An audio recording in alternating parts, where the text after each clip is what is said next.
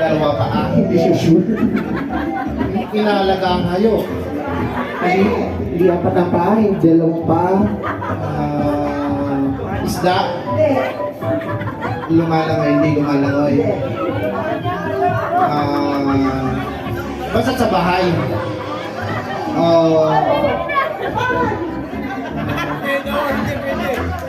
Nanggigigil na ate sa'yo. Daga. Maliit. Butiki. Ipis.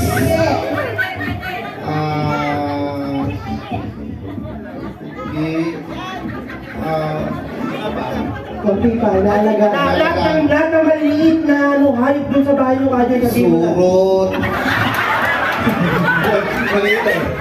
Ate, sige pa! Lahat ng maliit, sabihin mo na.